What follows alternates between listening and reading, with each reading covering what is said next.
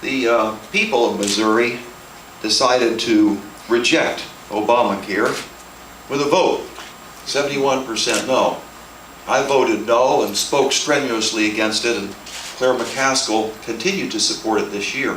I also opposed all of the bailouts. There were a lot of different kinds of bailouts, even from cash to clunkers, and what we did with the different corporations that we bailed out of Wall Street, all of those things, regardless of party. I voted no on those things. In addition, there was that infamous stimulus bill, a stimulus bill that in a matter of a flash of a single vote, that we burned up the amount of money pretty close to the amount of all of the revenues that various states accumulate. It would be in excess of the amount of money if you took all of the supposed earmarks for the last 10 years and multiplied them by 10, all in one vote. Disappeared at $787 billion. And what do we get for it? Did we get the jobs that were promised? Most certainly not. And it was not money that we had to spend in the first place. The Declaration I was looking over, we remember some of the more famous parts, but the Declaration was, among other things, a list of complaints against the king. And one seemed to jump out at me, and I just wanted to share it with you here today.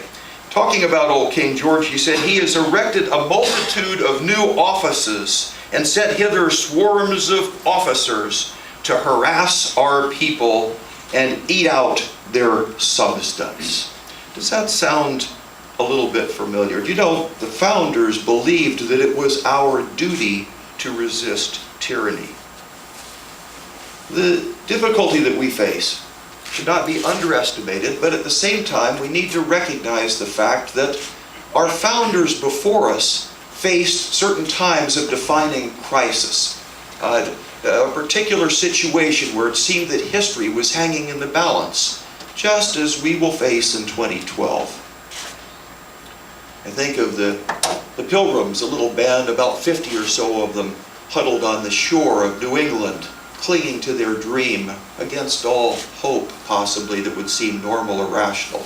And then there was that tall General Washington on his knees in the snows at Valley Forge, taking on his shoulders and on the little farmers of our land the fight against the biggest military power in the world. And then there was the tall President Lincoln, a man of sorrows, in his office in the middle of the Civil War.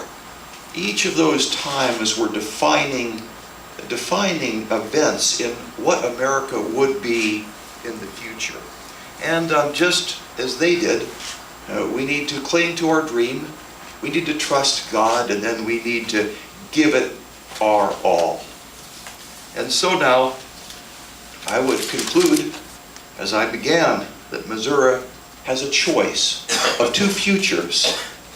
And I'm determined to make sure that Missouri voters have an opportunity to exercise that choice. For that reason, I will be running for the U.S. Senate in the 2012 election. And